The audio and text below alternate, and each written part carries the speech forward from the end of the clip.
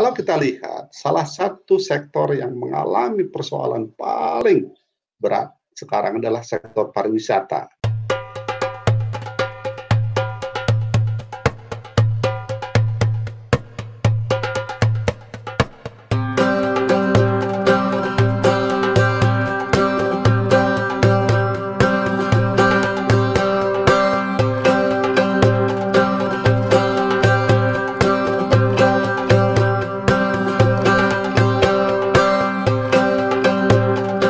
Mudik itu sendiri, sebenarnya esensi mudik itu sebenarnya sudah ada ketika masyarakat itu terbentuk.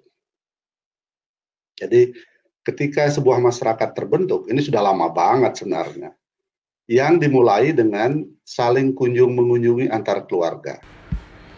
Pandemi ini jujur ya, keluarga aku tetap nggak pernah skip yang namanya tradisi mudik.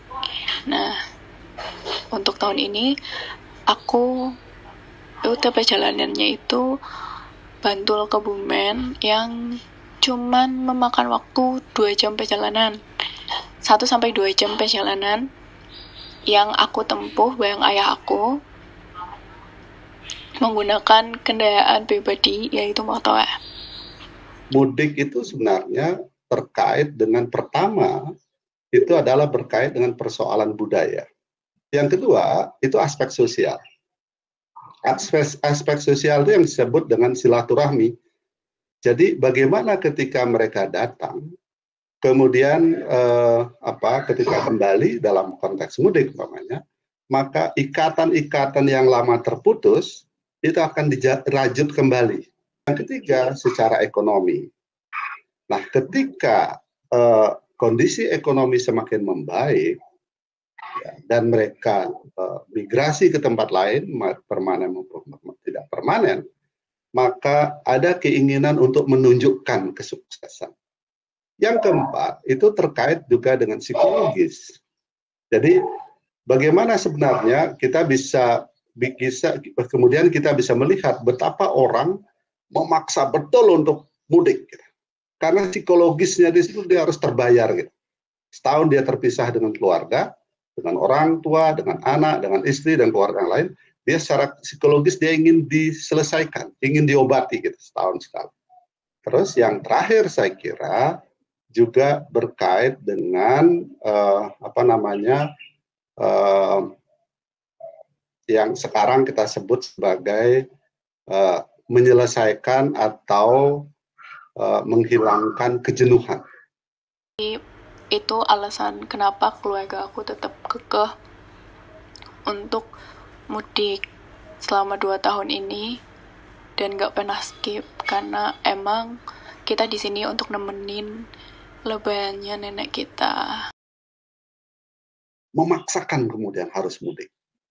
Jadi kalau kita melihat dari aspek masalah besar yang menghadapi negara-negara di dunia saat ini adalah pandemi COVID. Tadi sudah saya jelaskan sedikit atau kita baca di mana-mana.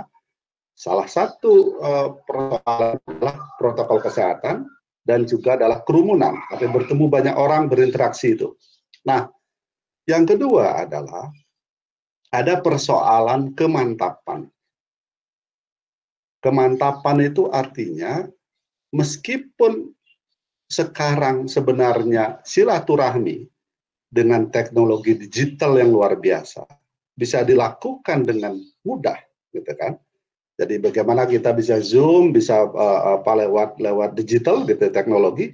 Terakhir adalah orang yang memang bandel, gitu. Memang tidak mau ikut dalam himbauan pemerintah. Betapa pemerintah kita lihat misal sekarang tidak Indonesia, tapi seluruh dunia betapa banyak uang yang dihabiskan untuk menyelamatkan bangsanya. Semua negara melakukan itu, terutama negara-negara yang kita anggap cukup memiliki simpanan, termasuk Indonesia ini. Indonesia ini hebat sekali. Namanya krisis ya, bencana. Dalam situasi bencana, maka kita harus memilih yang terpenting. Jadi yang terpenting itu apa? Menyelamatkan diri, keluarga, masyarakat kita semua. Aku cuma ingat dia akan lewat Kulon Progo, Purworejo, dan sampai akhirnya ke Kebumen. Selama di perjalanan kayak biasa, lengang aja, kosong aja, nggak ada pemeriksaan sama sekali. Nggak tahu itu karena kita menempuh jalan malam, jadinya nggak ada pemeriksaan, atau memang benar nggak ada pemeriksaan sama sekali ya untuk rute Bantul Kebumen kayak gitu.